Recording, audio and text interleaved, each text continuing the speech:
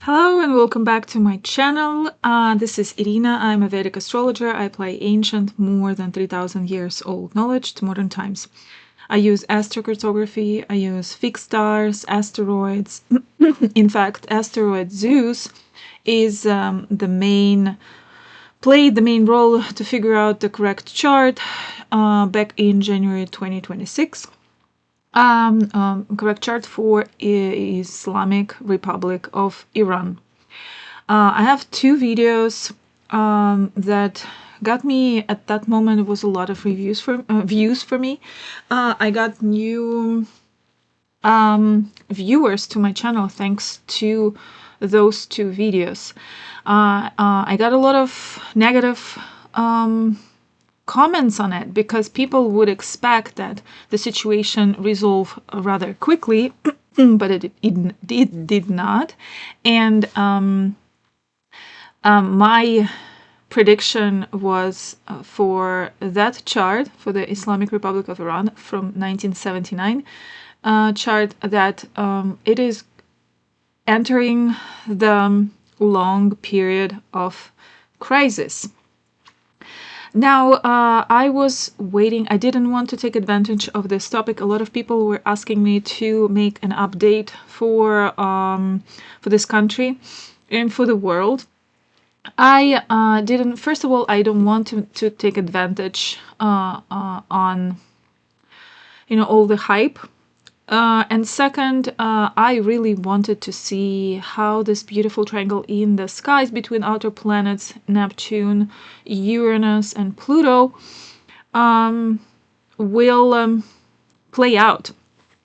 Now, in one of my videos, I think it's a video about New World Order on YouTube, I mentioned that transit line in through the lens of astrocartography, a Uranus transit line started going over Iran in 2025, and right now it's like in the middle or getting more to the eastern part of Iran. I have a Substack about Uranus astrocartography, so you can check that out with all the information.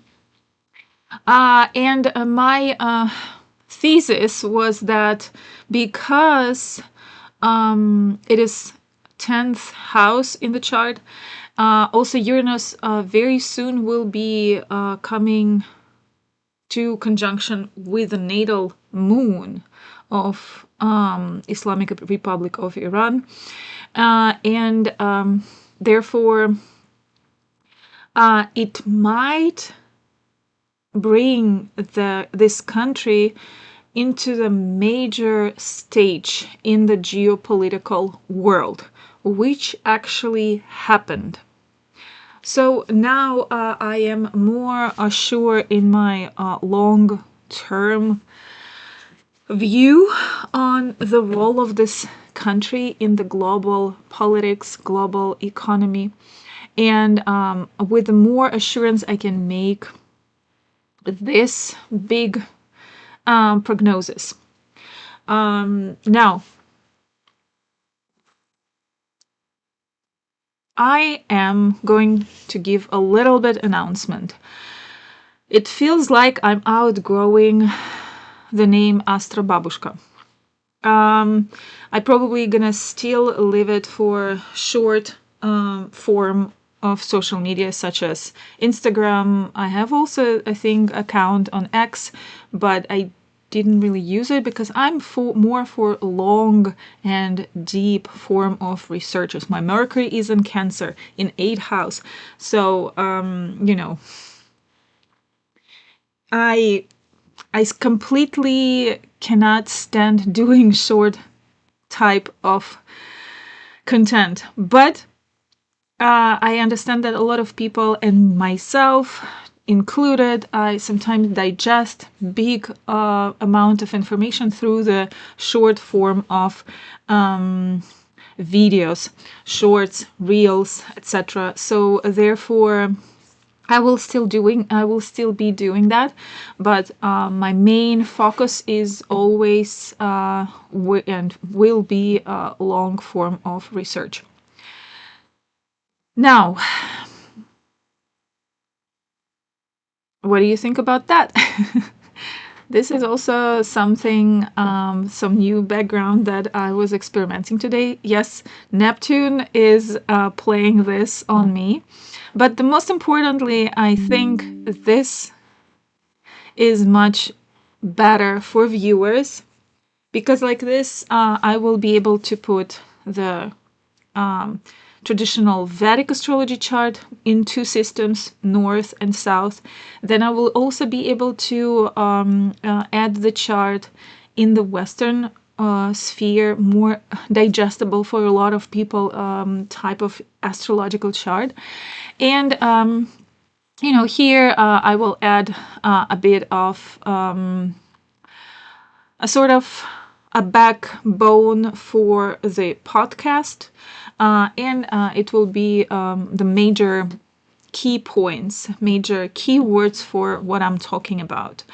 Also, like this, I will be able to stay focused on the main concept, and that will be good for me and for both me and viewers. I still have no idea how to remove this part. I will figure it out, but I couldn't. But so for now, it is like this. In the future, I will probably be able to remove it. Complementary Substack for this video. There's a part 3 with the main points and more detailed in the membership section. Now, while I was preparing and putting all this on the display, I've noticed that from the standpoint of the Western astrology chart type, because I still use here sidereal placements, we have 2 T-squares here. And that gives us the foundation for possible grand cross build up with transits. Of course, this is something that needs to be more evaluated in the past events, but first and foremost, what I've noticed is that Mars was in a position to natal Neptune. Neptune is the apex of this T-square, so this T-square involves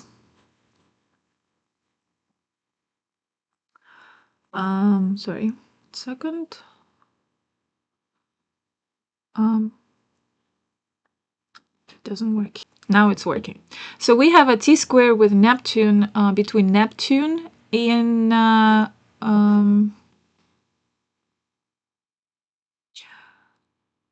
fourth house in Scorpio and nodes.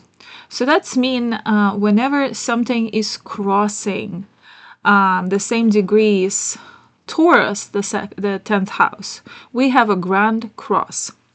So recently, Sun in the end, Mars in the end of July was building grand cross to the existent T-square in the chart. So that is major. And then soon, on November 30th, exactly when Jupiter-Mars Ketu will be in Gandanta zone transit once, it will be creating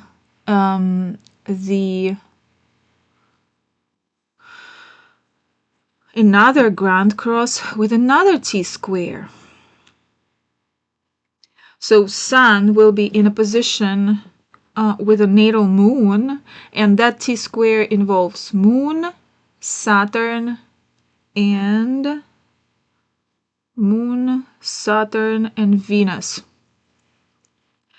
So at the same time, so we will have on the November 30th Grand Cross in the chart. And then at the same time, there will be this very major, important Gandanta situation between Cancer and Leo. I will be probably making another podcast specifically about November, about fall, about Jupiter, Mars, and Ketu in Gandanta, because it's very important. But that's mean that when Uranus also will be transiting Taurus, it will create another grand cross. The specific degrees of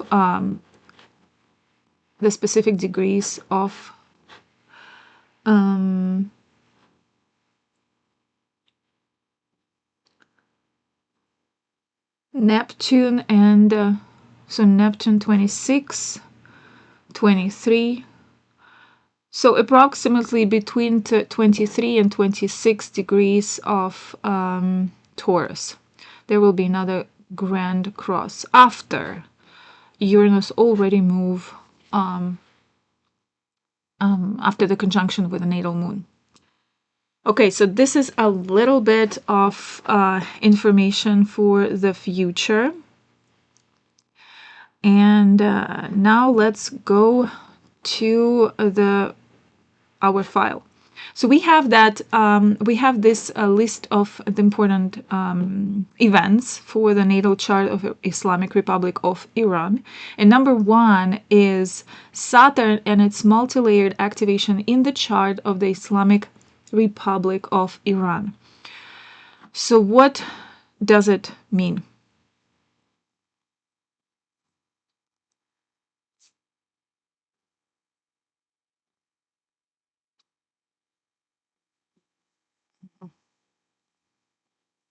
Okay. First and foremost, speaking of transits, yes, we have Saturn Mahadasha coming up. We have Sade Sati. But what already started, and then it will be a double activation between Saturn and Pluto. But what has already started about Saturn is that natal Sun was crossed by the transit Saturn in May 2026. Then it will go over again natal Sun in September 2026. And then again in February 2027. What it can mean for the country, for this country.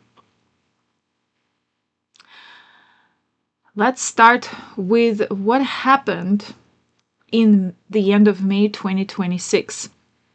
So the main issues for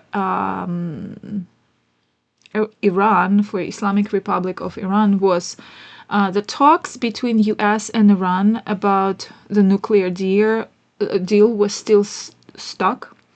Even after several rounds of indirect discussions, negotiations, there were still no agreement.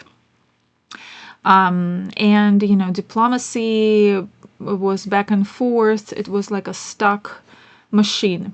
Now, the tensions around the Strait of Hormuz stayed high. The military tensions remain high. Economic challenges continued. There was still sanctions, inflation, weak currency were still major problems as an internal problem of Iran. And now there was a domestic security concerns. Authority had to deal with the aftermath of earlier protests and maintain a heavy security presence with ongoing reports concerning arrests and restrictions on political activity.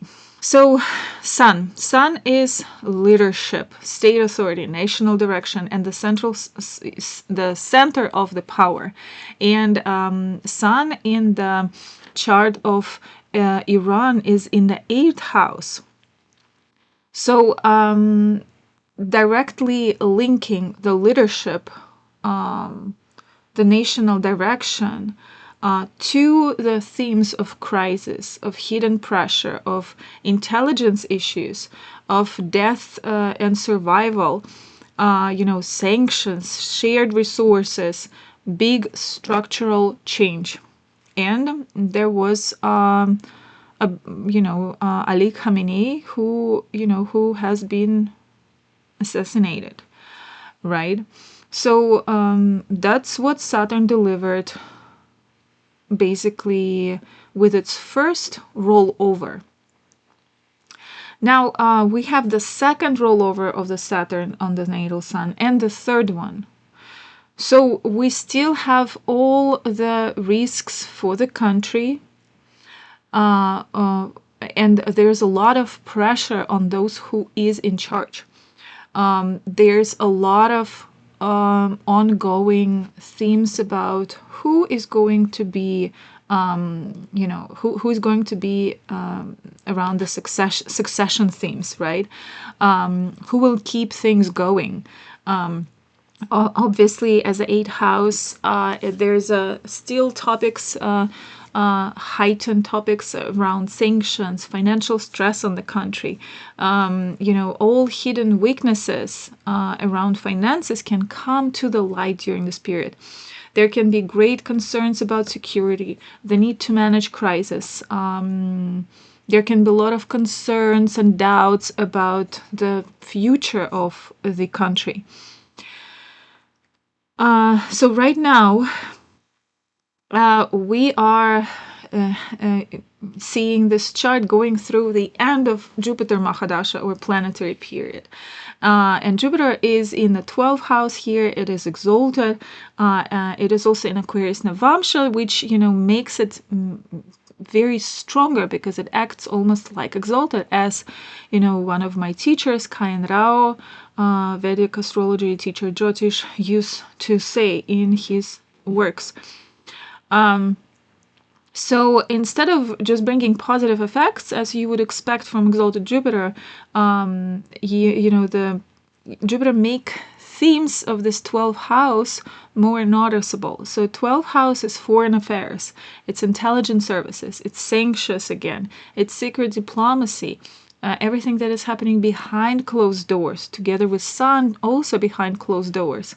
It's all about some topics of isolation of the country, hospitals, prisons, hidden activities, espionage as well.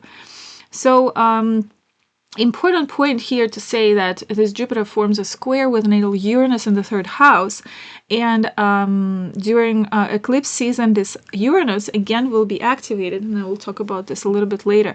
So Uranus is what? It's sudden changes, technology, communication, everything around intelligence, cyber activity, unexpected shifts. Right, and 3rd house brings the topics of communication, media, neighboring countries, infrastructure, and communication networks. So therefore, we have both Saturn testing the limits of the Sun, natal Sun, and leadership, and Jupiter activating the topics of sudden changes. Plus, we have Uranus going over, but I will talk about this in a bigger detail later. So all this unfolding in the, in the real time simultaneously. So talking about Saturn here. Saturn Mahadasha starts in the very beginning of 2027. Normally, planetary periods, they do not have like a distinctive border, right? They overlap. So we can expect that the last year of Jupiter Mahadasha can have some already some influence of Saturn Mahadasha, and the first year of Saturn Mahadasha will have some influence of the previous period, Jupiter Mahadasha. So therefore, it can be blending of this two theme for the last year and for the first. Let's talk about Saturn. And, again, I have a Substack about Saturn period. So if you want to have more detailed information, you can open that file. I go in a very big detail in my Substack about this. I go into divisional charts. I go into very deep analysis of different placements and different features of that Saturn. But the first and foremost, I need to say that this Saturn, yes, at first it seems to be very heavily challenged, and it's very important at the same time. It's in the first house, and it is with Rahu. So we clearly see that this period will be a very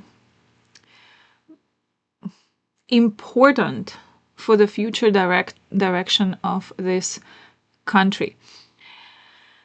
It carries a lot of challenges, burdens. It is complicated, but it is not weak.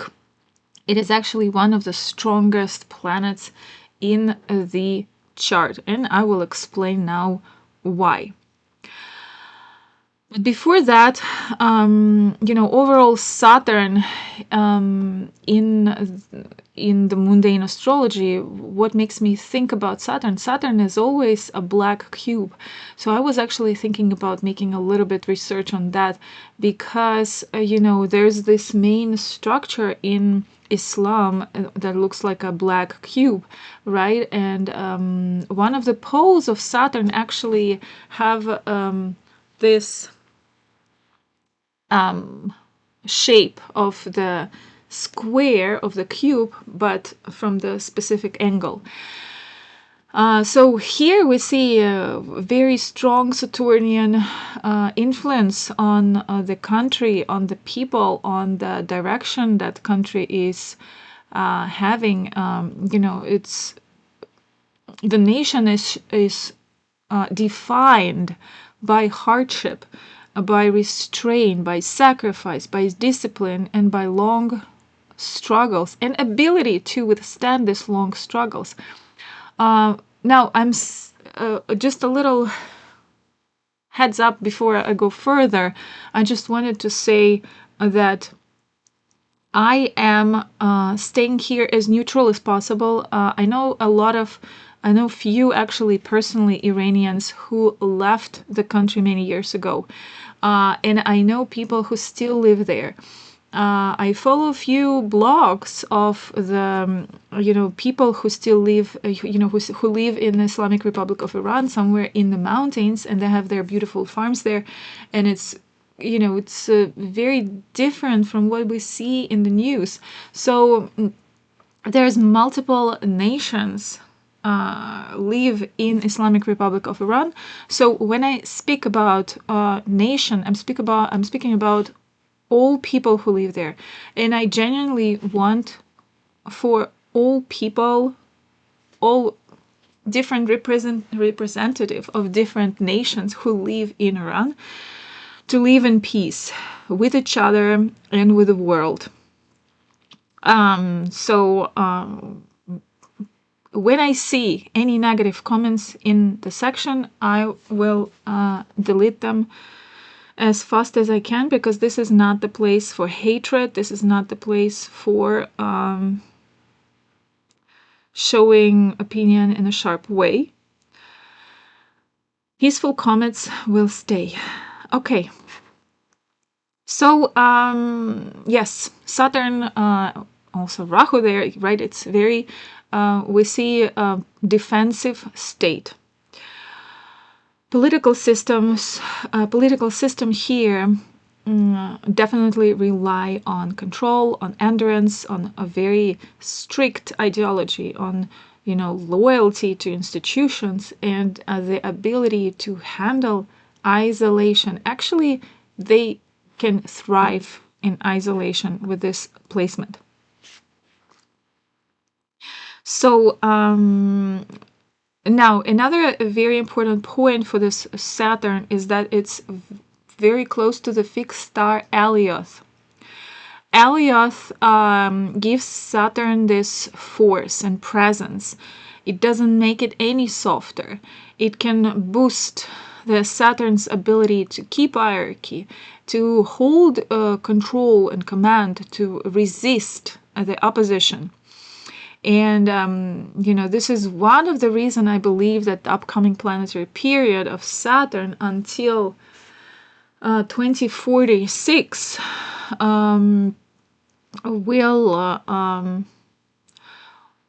will not be does not have any signs of complete collapse. The same Saturn that brings pressure also has a lot of ability to withstand any challenges and to stay in power. Rahu obviously adds this foreign influence, but because a country in 1979, before 1979 it was completely different state. So therefore the foreign element in this country is very obvious. The whole country was based by the foreign ideology, something that was not common for the people who actually lived there for centuries before that. The same thing we have in Ukraine's chart. There's also a Rahu in the first house, which, in different countries it can mean different things, of course. But there, for example, it's more about that the country is constantly getting influenced by foreign forces, by foreign intelligence. And it was happening since the beginning in 1990 or 1991. Now, getting back to the Islamic Republic of Iran. Saturn and Rahu together are forming Shurapit dosha. We recently had Shurapit dosha in transits, and overall, it's very hard, sharp, mundane transit. Overall, it refers to inherited burdens, to unresolved issues, to social disorder, to twisted ambitions, to situations where the past keeps affecting the present life. It shows the state whose identity is built upon unresolved historical tensions. So those tensions are the foundation of the country. There's a obviously ideological division, obviously foreign influence, collective trauma, psychological, and lots of unfinished political conflict. Saturn wants to make order with all this mess, but Rahu wants expansion beyond limits. So here is a very, very controversial energies together in the first house. Rahu wants to amplify, it wants to destabilize boundaries, to expand, to increase, and Saturn wants to preserve the structure. So this is something that this country has to deal on a daily basis within its borders. It's already very heavy. So they are in Purva Phalguni Nakshatra. So that's mean the role of Venus in this chart is right away significantly increasing. Venus here is in the 7th house, and it aspects by Saturn, Rahu, and it's also aspecting its own nakshatra, so it's giving a lot of support. But it also gives a whole setup, a whole new setup, a little bit, sort of. 7th house is all about the open conflict, open confrontation. But because Venus is sitting here, it will make as much as possible to, to go through the open, to deal with open confrontation with the foreign powers, with alliances, in the most diplomatic way, as much as they can. They will still try to make an agreement with forces that trying to do the open confrontation with them. They will still try to be to find agreements with declared enemies. So this is something to make to note. So Saturn's period obviously closely tied to international affairs.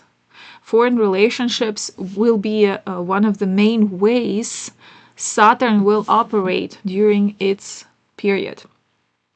So treaties, sanctions, negotiations, military confrontations, strategic partnerships, and diplomatic reversals may all become very central. Obviously, the whole period, the whole 20 years, even more, will depend on how well country handles enemies, alliances, negotiations, how well this Venus will operate. So, therefore, it's important for this chart, important which transit Saturn goes, which transit Rahu goes, its aspects, its relationship with the natal placements, as well as Venus, because Venus here is playing a very important role. So whenever Venus is combusted or debilitated, for example, Venus will be debilitated the whole August, and it will be under very strong influence of two malefics, Mars being out of bounds, Saturn aspecting it. With Pluto, no, but Pluto is also out of bounds, and Pluto and Capricorn traditionally linked with expansion of within structures, within governmental structures. Now, another important thing here for this chart, I need to mention it, and it's very important yoga. That is dispositor, the chain of dispositors yoga here. So the ruler of the first house, so let me open it so I don't, I will say everything correctly. So the ruler of the Leo, we have, it goes to the 8th house, right? It's Sun in Pisces. The dispositor of Sun in Pisces is Jupiter, which is exalted in the 12th house. And then we go to the dispositor of Jupiter, and it is Moon. Moon exalted in the 10th house. And then who is the dispositor of Moon? It is Venus. That is strongly placed in the 7th house, aspecting Lagna in the same nakshatra, in Venus ruled nakshatra. And both Saturn and Rahu are, Rahu, yes, they are both in Purva Phalguni. So we have a closed circuit, or how you say it correctly, 1 second. It's like the cycle of the energy goes into the cycle, and most of the placements are very strong here. It shows how planetary power is transferred from one graha to another, and this creates a loop of support. A setup that like this can give the chart or the country the impressive ability to survive. Even if one part of the chart is under stress, like for example with unfavorable transit, like for example now Saturn is transiting through 8th house and going over the Sun, which is very heavy for the person, for the mundane chart. It's called Ashtama Shani. It's one of the most challenging transits of Saturn. But another part of the chart can take on the pressure. So even during political, economic, or military crisis, the country's internal structure may reorganize instead of falling apart. This does not mean that it will not affect people. It means that the state, the government itself, will stay strong no matter what. And this is very important here to know about the main structure of the chart. Now Saturn is Vargotam, extra strength, absolutely. Now let's go to the divisional chart D10, the Shamsha, and it shows the functioning of authority, administration, political action, executive power, and national performance. Here Saturn is strong. It's connecting first, second, and 9 houses. Second is resource, and 9 houses is overall it's a lucky house. So we definitely can the influence of the 12th house here as well can be very effective for the countries that depend on secret strategies, on international networks, on hidden diplomacies, on proxy relationships. Because the great deal of countries' past regional influence has historically operated through indirect channels. So Saturn and Mercury pairing in the D10 chart, and it points to strategic intelligence, managing resources under pressure, and the ability to keep working through hidden or unusual structures. Now let's check the D11 chart, Eka Dashamsha, and it is mostly for monetary things, for finances, also for support of alliances, support the ambitions of the state. And here Saturn is pointing to gaining through older institutions, through conservative networks, through military structures, through ideological organizations, and long-standing regional relationships. This is something that will give support in the upcoming period for the Islamic Republic of Iran. But, the gains that is promised here may come at a high cost. They can come through restriction, through sacrifice and conflict. But Saturn's here still strong. Now let's check the divisional chart that is like an enlarged view of topics such as land, territory, internal stability, property, overall how people also feel in the country. Here Saturn is strong. It's although it's joined with Ketu or South Node, so it can bring topics of separation, of withdrawal, of instability. But there's a Dhyana Yoga with Venus. So we have a connection of state, homeland, national fortune, ideology, territory, and institutional authority. And this definitely a good sign. There can be periods of anxiety about territory. There can be detachments from old structures. Definitely pressure on the homeland. Yet again, there's a strong angular placement and connection with Venus, giving this ability to reorganize rather than just destroy everything. And of course, I always check D60 chart where it's Shashtyamsha, it's called.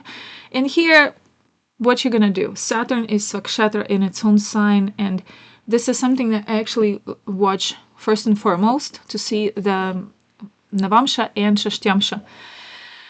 Because here we see that beneath all the visible challenges, Saturn keeps control over its environment. And this is very, very important. So, the bigger question for this upcoming long period from 2027 to 2046 for Islamic Republic of Iran is, the questions are, does Saturn preserve the existing system through greater control? Seems like yes. Does it force a restructuring of institutions and some homeland and territory things? Yes. Does it transfer power from one part of the state to another? Probably. Does it bring a long period of austerity and defensive consolidation? Probably. Does it weaken the outer form while strengthening the inner security structure? Most likely. For people of Iran, this will be hard period on top of everything else that I see in other transits. But for us, for astrologers, this the studying this chart and seeing how all of the events are unfolding will show if the chart's built-in resilience will help the Islamic Republic of Iran to get through decades of pressure. So, Sade Sati. For Sade Sati, I would say this. There is another more detailed way to check the sub-periods of Sade Sati. And I think I will make it separately because it needs to be done manually, calculations. I will publish a separate Substack. Hopefully I will be able to do another video like this. Looks like, I will not have to render videos. Will be much easier to upload each time and make videos. Now, a few words about Sade Sati.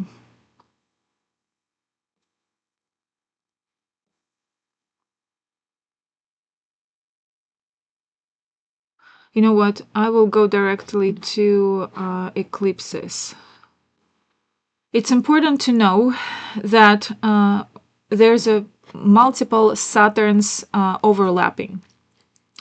And this April 2027 rare double Saturn-Pluto activation, I will talk about this a bit later after I will go over the solar eclipses, lunar eclipses.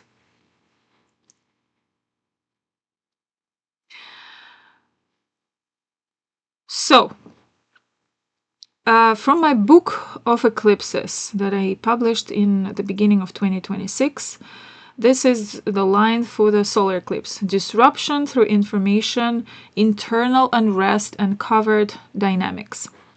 So here I would like to mention one thing. These are all the publications, because some of them are books and some of them are sort of an enlarged article. So Pluto Out of Bound, definitely big book. Eclipses is yearly edition. I'm still thinking about doing this because I wanted to make a large chunk of work for like 5 years, but it's not sustainable. It doesn't make sense because, for example, Premier Minister of UK, it doesn't have this role anymore. And multiple mundane charts that I'm working with, they can simply disappear. So I will be doing a year or 2 year ahead editions. So if you're interested in getting 2027 edition, there's a link down below in the description to this video where you can put your email into the waitlist. So in a couple months it will be available and you will be the first to get notification. So there's also an interesting thing about timing the peaks and falls. This is very technical information there. If you're an astrologer, this is something you can use for solar return chart, for Varshaphala, to check your own chart when you have big support from the planets, planetary support in your chart, or low. And of course, my first baby is the book of 2024 presidential election, and that was my first public prognosis that came true. So I published a video where I go over all the details why I think Donald Trump will become president in 2024-2025. So if you're interested in astrological tools I was using, what led me to thinking that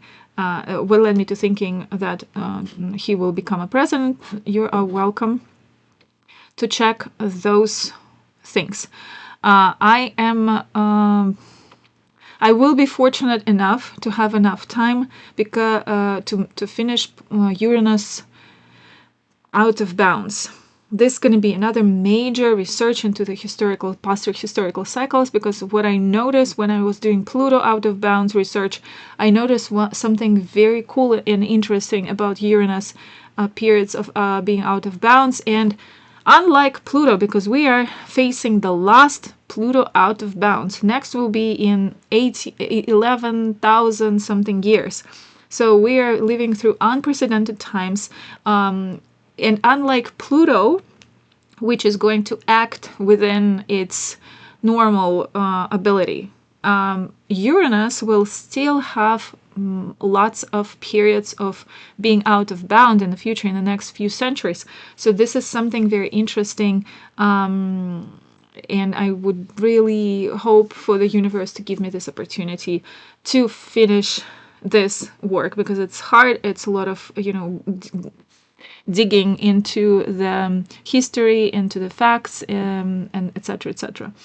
Now, I also want to make earthquake research. I have few things there. Then there's a book that is more practical, will be for black hole of your chart. This is something that I personally have relationship with this placement, and there's my little discovery that might be helpful for other astrologers. And another thing I want to finish. What was that? Another research. Now I will remember. I will say about that. Anyway, so getting back. Solar eclipse. So what I said about Uranus is yes, but also Sun. Zeus was active during the protest, and now asteroid Zeus will be with the Sun and Moon and star Merak during the solar eclipse. So what we can expect, I put all here. And while you reading, I can give a little bit more information here. So the eclipse is taking place in the 12th house, and it's the house of endings. And again, Jupiter's Mahadasha is ending. So, 12th house is all about hidden processes, intelligent agencies, secret diplomacies. Again, prisons, hospitals, secret negotiations, espionage, covert operations. So, solar eclipse happening here and squaring natal Uranus definitely can expose some secret operations of the past or of the present. But also, speaking about neighboring countries, it can spark some unusual developments in the region. There can be some unexpected events, some surprising news, cyber activity, technological advances in the region with a neighboring country, sudden changes in neighboring countries, transportation, media, or information networks. So that's very important eclipse pair for the chart of Islamic Republic of Iran. Next, we have lunar eclipse.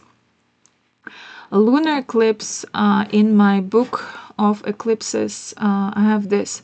So one of the densest activations, identity, diplomacy, public standing, all got hit by at once.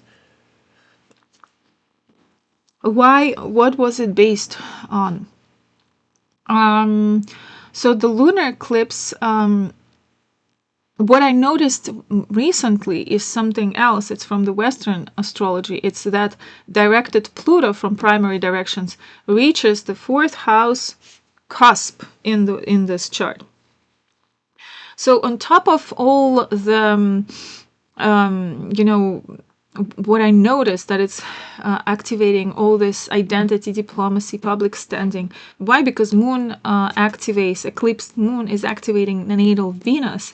And Venus here is, all about diplomacy, communication. It will try at its best to deal with open confrontations through diplomacy. On top of that, we have directed Pluto in 4th house cusp. So this is something relatively new in my practice, that I am using the Western astrology tools, right? So I might be a little bit, shaky here. I'm just getting started, but from my understanding, whenever the 4th house is activated, specifically of such a giant, and slow-moving graha as Pluto, also the opposite 10th house gets affected. And so this axis represents the relationship between the people and the government, between the homeland and those in power. It's about, the Pluto it's bringing a situation to its extreme, right? And there's a balance between domestic life and public authority is obviously very deeply challenged here. And Pluto, by activating this axis, is obviously putting pressure on both parties, right? Internal alliances can weaken. Divisions within society can grow more and more. Here we also have let's not forget the sign, because here is a Scorpio. So that's mean it's the same where the sun we have. So it's a secrecy, survival, intelligence, underground activities, crisis, debt, fear, shared resources. So let's not forget that Pluto is co-ruler of the Scorpio, so it feels very good here. So, yes, hidden problems can come to light. Things can get shaky.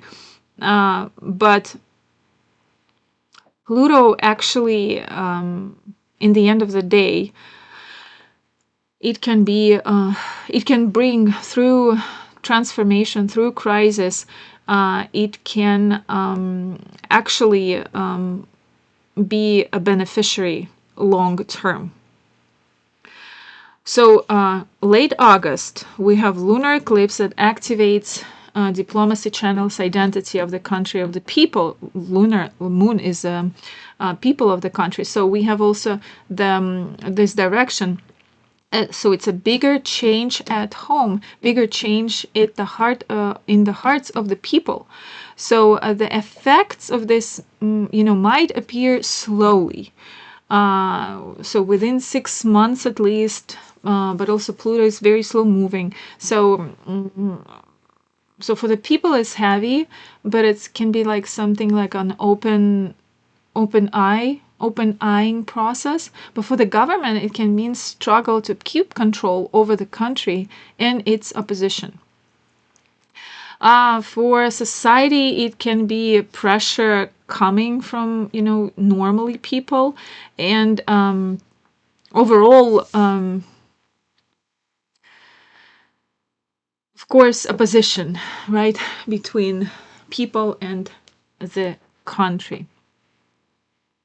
So we have a changing domestic foundation of the state. Together with, September again, Saturn goes over Sun. We have a hidden developments, intelligence, communication technology, neighboring country. So, and all this happens when the overlap happening between Jupiter and Saturn Mahadasha. Sade Sati is coming to light. So doesn't look like something that will be able to resolve anytime soon. That's where I'm going. Next, October. So this is another thing. So remember that we have this Grand Cross with a transit Sun in the end of November. We have Jupiter, Mars, Cato in Gandanta, and also in October directed Pluto opposes natal Moon. More in detail, please check out my Substack, but overall we have public fear or emotional exhaustion. We have stronger pressure on family life, on housing, migration or displacement, problems involving water, food, energy, or basic infrastructure. Let's not forget, Uranus in Rohini can bring this problem with food and agriculture overall. And Sirius rising is all about agriculture and food and wealth as well. So I would be watching definitely the quality of the Sirius rising, the first appearance in the sky after it's been combusted by Sun from the territory of Iran, specifically Tehran, as its capital of this country. Regional unrest, deeper struggle over national identity. Going more into 2027. So Saturn period already started. Sade Sati didn't start yet. Sade Sati will start when Saturn transit in Saturn in Aries in June, in sidereal Aries in June. But what I notice is that in April, we have both transit Saturn squaring natal Pluto, but then also directed Pluto making square to natal Saturn. This is something that, unprecedented. I don't know. I've never seen something like this. This is not simply coincidence. This is something else. This points to a very important month. Or like spring, I would say probably, because it's very long moving grahas. Also Saturn is moving back and forth. Definitely not just April, probably the whole first half of 2027. And in long run, actually, the whole 2027 is very life-changing for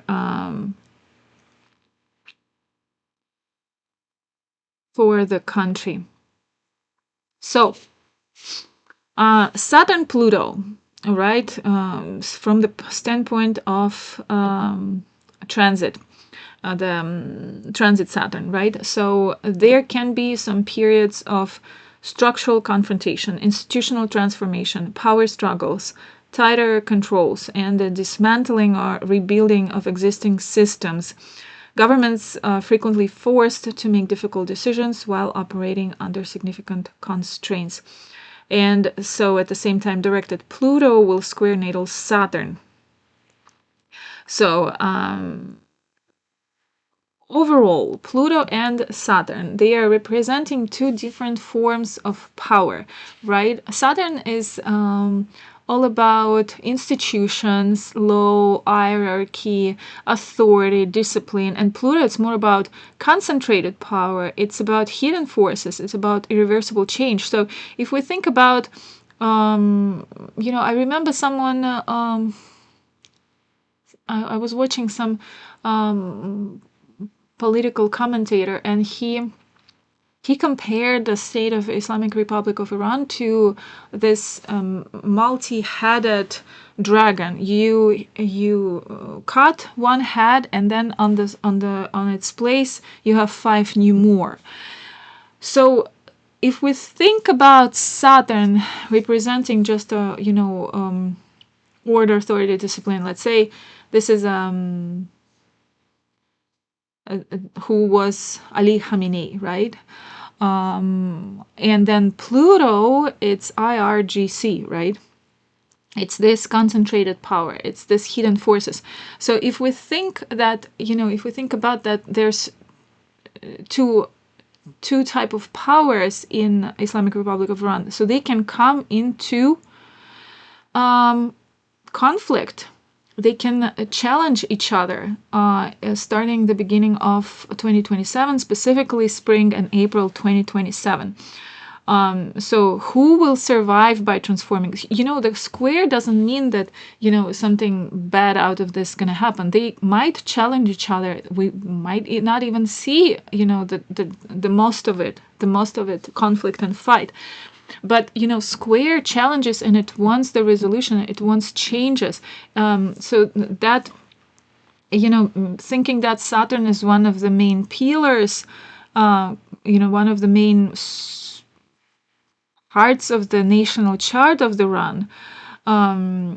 It's near sand, it's Vargotama, it's create multiple Raja Yoga and Dhyana Yogas across divisional charts. It's all coming together as like some karmic point for the country coming up.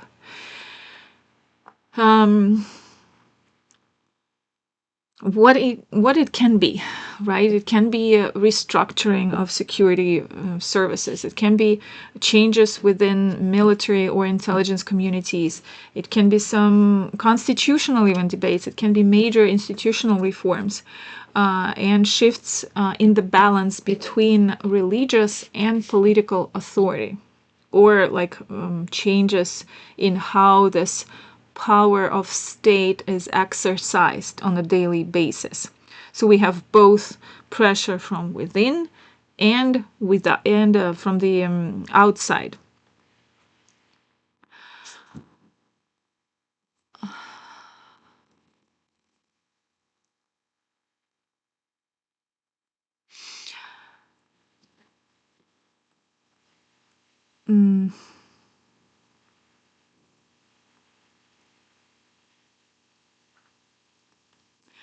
So that's interesting. And let's get to the May 2027. Sorry. Need to get used to it.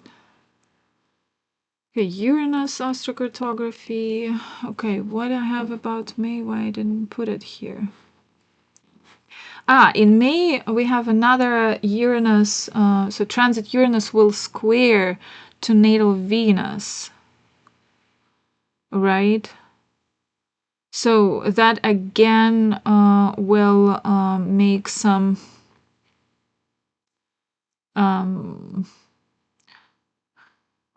exposure or like focused attention to communication, to media, to neighboring countries in the sense of, Venus in from the standpoint of diplomacy. Okay, so now let's talk about astrocartography and Uranus line. Because this is something that I didn't see in the beginning. So I saw that we have Saturn period. I saw that we have Sade Sati. I saw that Uranus is coming to conjunction with a natal moon.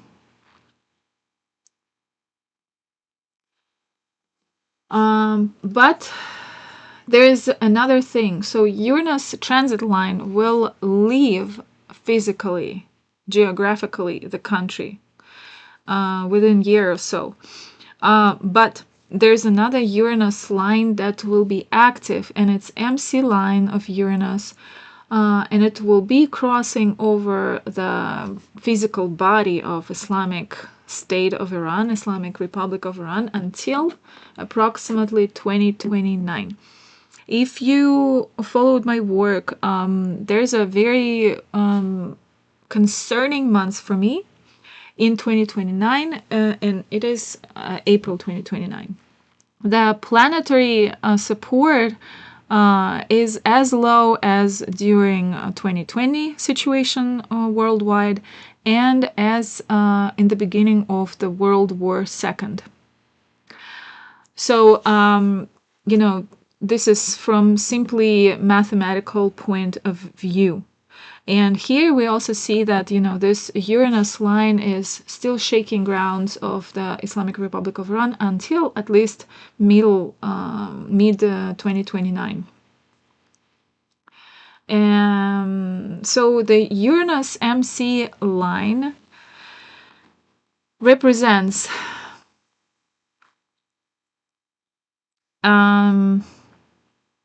second.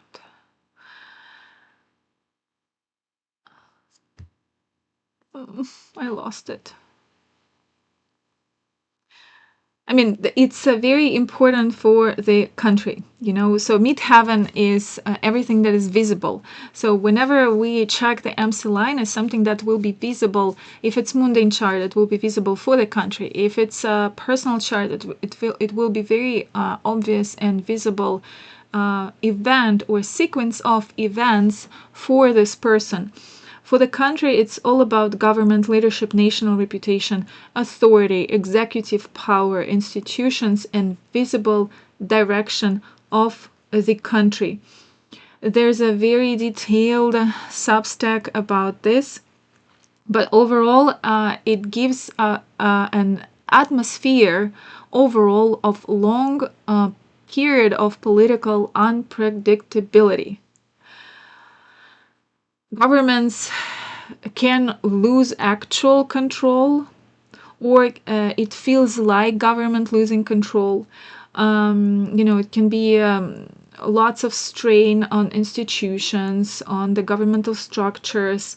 There may be rapid decisions concerning succession, constitutional interpretation, or the distribution of executive authority. And here, the most important part is that the key word here is that it's expect the unexpected. This is what I call my one of the video about Mr. President of USA and his Uranus, his and United States Uranus return. Expect the unexpected. So the key word here is unpredictability. Even those inside the system may not be able to fully control the outcome or prognose the outcome. Let alone me, astrologer in another part of the world,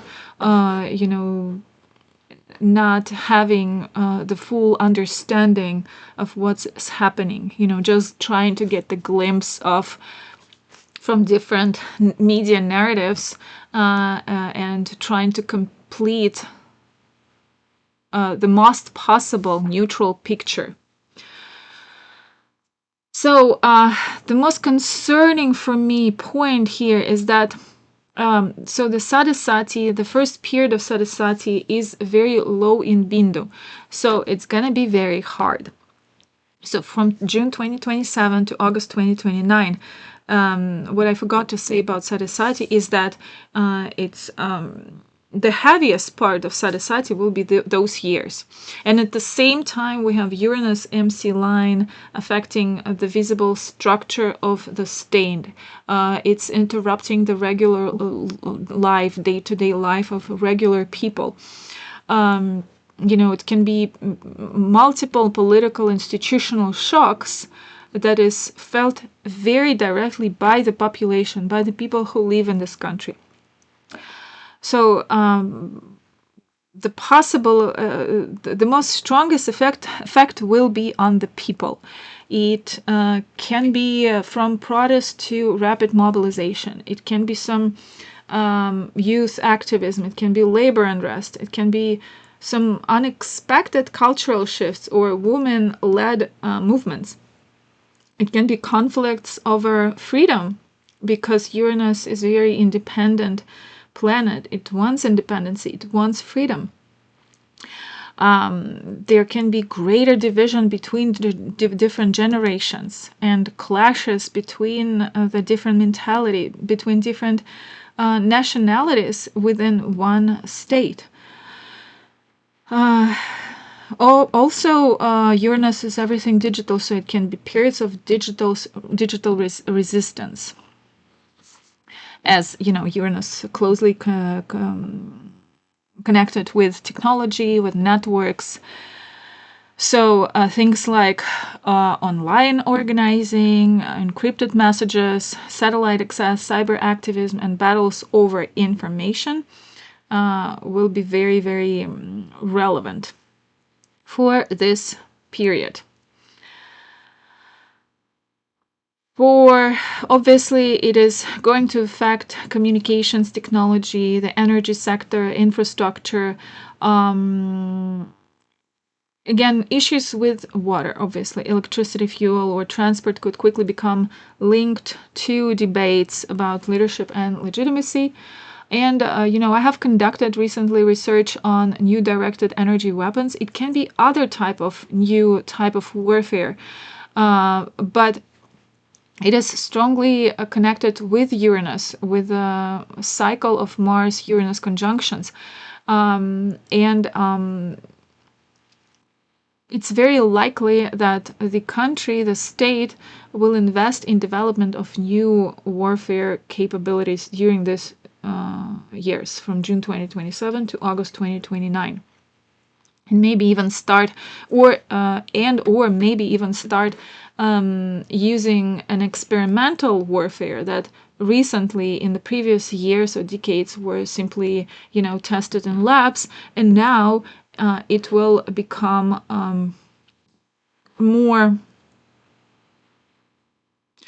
they will start testing it on the ground. So obviously Uranus MC line challenges the country's place in the world. There can be multiple sudden shifts in alliances and talks and military ties or regional strategies. There can be, old rivals might start new talks. So the whole reorganization of powers in the region will happen, and I guess because Iran has such a strong Saturn for the upcoming 2 decades, it definitely will be, I don't know if it's going to be 100% leader or not of this new order in the regional powers, but it's definitely going to be one of the decisive ones, one of the major influential forces in Middle East. Obviously, changes to military strategy can come. I already said about this. Lots of new technologies, some, unexpected methods, something that the world didn't see yet. But also it can be some new assassinations, some security incidents, some sudden attacks. Specifically, when Uranus will be out of bound, but it will not be out of bound until the beginning of 2030s. So closer to that period, we will need to look better. But for now, for me, I think the next period, decisive, to understand what is happening with the country will be April 2029. Actually for the whole world, but specifically for Iran as well. Now, migration and Iranian diaspora. Yes, Uranus again can create a separation, some movement, some sudden relocations. And when it's together with Sade Sati that is very low in points and Bindu, then can be another wave of immigration of people going out of the country. It can be young people, it can be professionals, scientists, artists, tech workers, women, and at the same time, people, Iranians who left the country before can actually become even more politically active. So media activists, bloggers, Just the regular people will speak more and more about the situation. They will shape the public debate, and the technology will play big role in connecting people inside and outside the country still.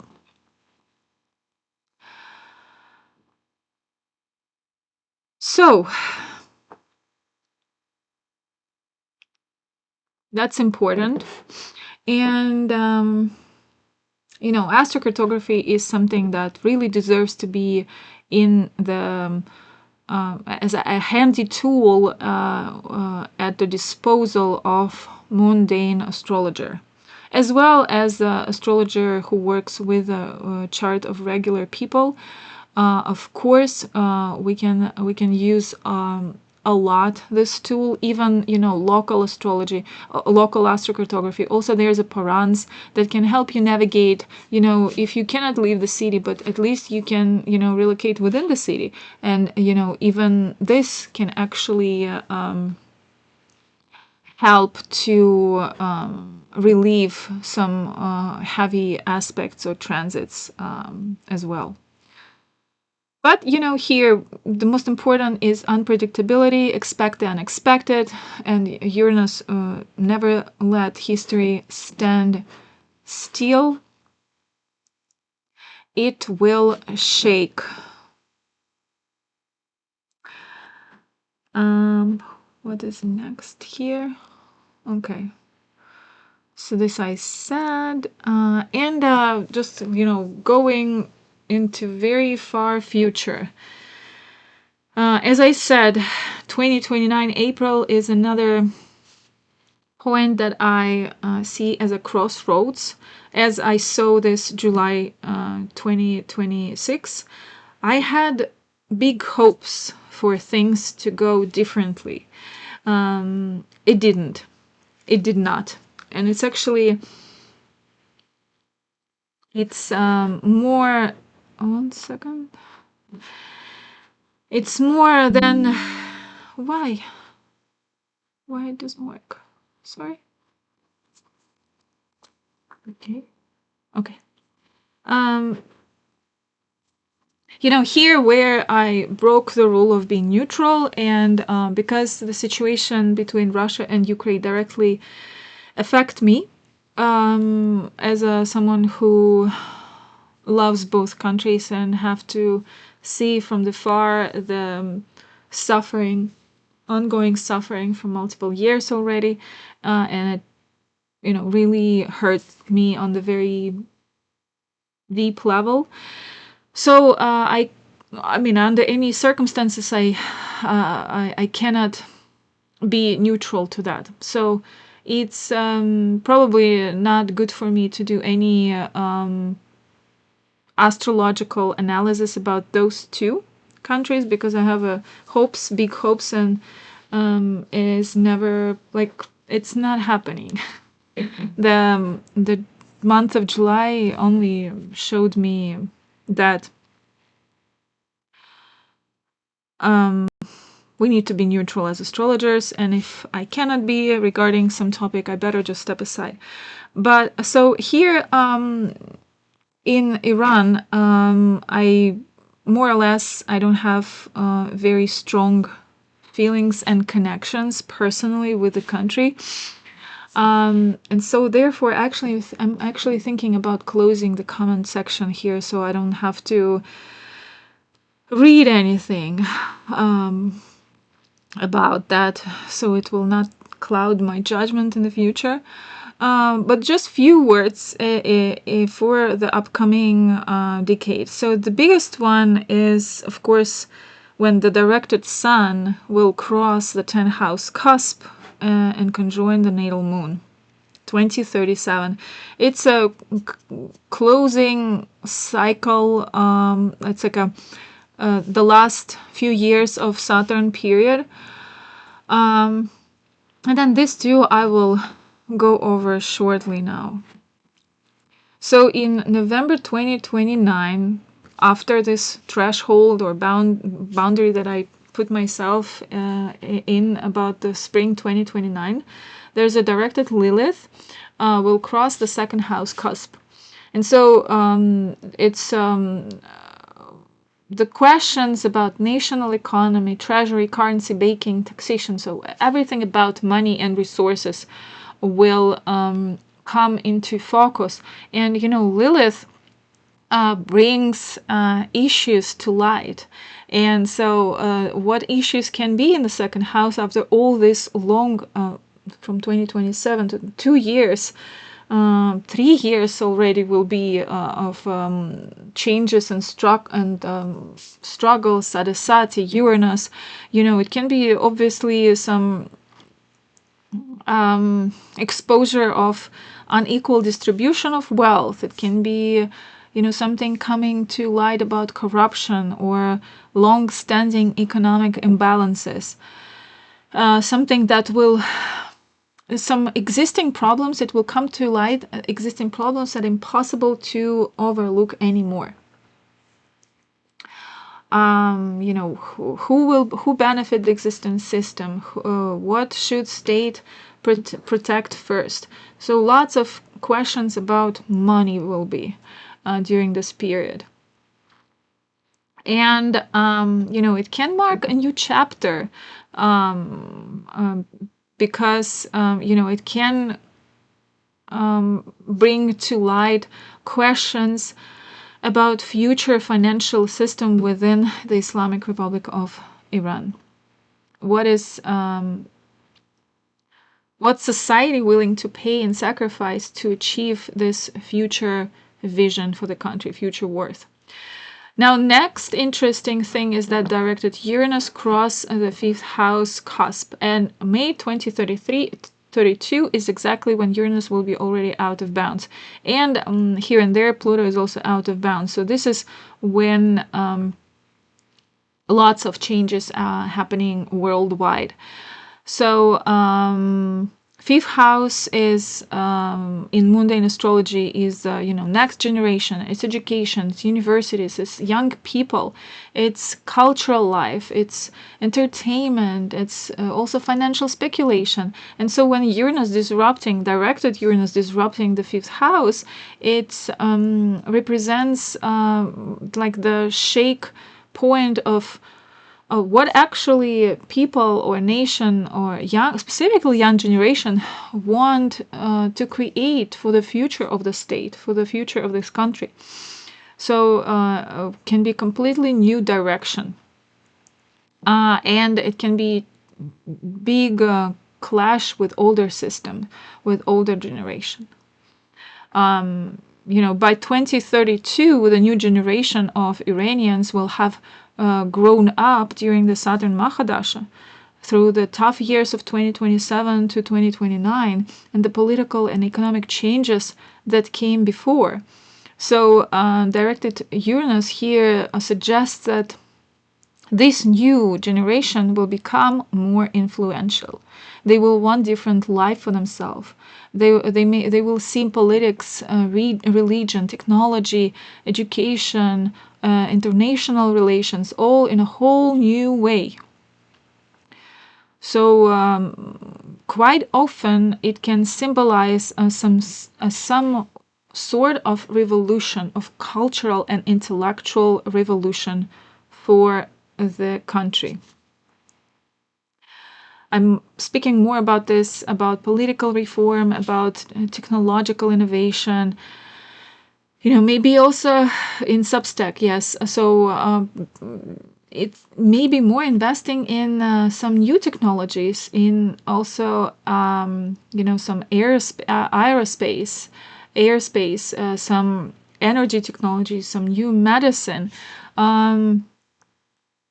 Recently, I saw in the news that the Iranian team won some math championship. I don't know, I'm not sure, I need to double check, but I remember that, and now I think about this, that, you know, the people, Iranians, are very smart. So in the younger generation, they can create, you know, a brave new world. They will want to create the brave new world. And so, you know, it's the years from 2026 to 2030 are dominated by Saturn, by Pluto, and here also Uranus going through the line goes through the country. And here we have Uranus crossing the 5th house cusp in 2032 that can bring completely different feeling, even though it's still Saturn Mahadasha, you know, but still it's not about survival anymore. It's more about like, what do we, especially when, you know, Lilith made some tricky things in finances and resources in 2029.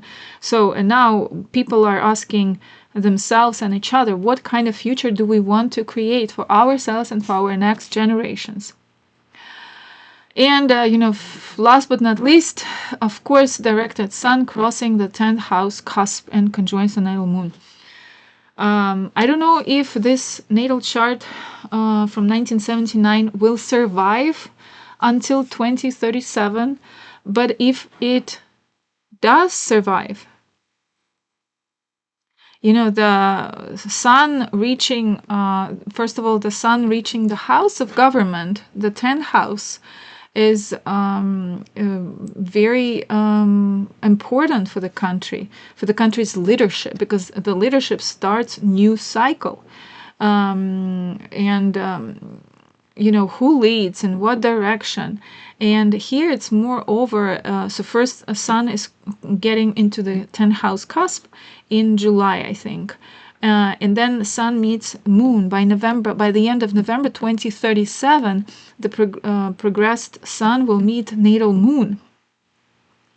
And Moon is people, and here Moon is exalted. It's very strong. I talked a lot about this beautiful, the beautiful feature of any Iranian people from any national background, from representing different religion. They are very resilient, very strong, very supportive. And so here, Sun coming with Moon together, it's like a new moon in the, when we're going through the new moon, it's a starting of a new cycle. It's a new phase in a nation's life. And of course, Taurus is very important here. Taurus is all about abundance, about wealth, about resilience. It's about agriculture, and, hoping that at some point people and government will come together in this country and in peace is very hopeful, I think, to see in the future. So, if we wrap up the whole thing of for country of Iran, and if we create a bigger picture, the pattern is 2026, 2027. We have Saturn dominating. We have Uranus and Saturn bringing very different energies. Expansive, shaking, challenging, unpredictable, but also at the same time conserving, trying to preserve. That's a lot of pressure. There's a lot of survival energy in the air. Then from 2028 to 2030, there's a restructuring process goes full blown. In 2029, we have questions about finances and resources of the country, and can be some black swan event that triggers the questions about who spends where, some like money questions. Now, 2032 and Uranus progressed goes into the 5th house cusp, and we have the energy of innovation, of what's there in the future for us. The new generation want to create the new world for themselves.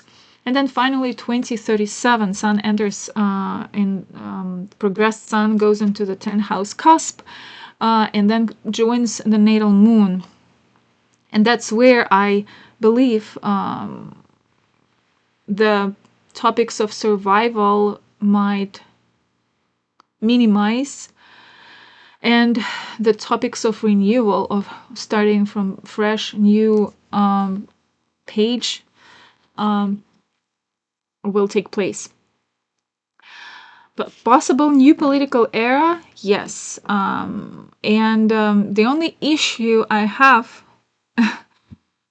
is that new planetary period will be of a debilitated Mercury starting 2046, if the chart still survives, if there's a constitution still survives. The Mercury debilitated in 8th house starting 2046 looks a bit concerning for me, because it doesn't have the same level of support as Saturn. It doesn't have any hidden strength. So even though the dispositor and its dispositor are creating this planetary loop, but still it's way too far to speak now about 2047. I hope this video of 1 hour and a half was interesting for you. I hope this new form and new structure is nicely done. I don't like that there is not very good cutting, but maybe something else will technologically come to my attention and I will be able to fix it. Well, now, yes, I'm doing private consultations, not just mundane for the regular people. I think starting September, I want to do the solar return special price. And I will be upgrading my website. I'm thinking about completely getting rid of Astrobabushka or keeping it only for Instagram. So that's going to be the changes.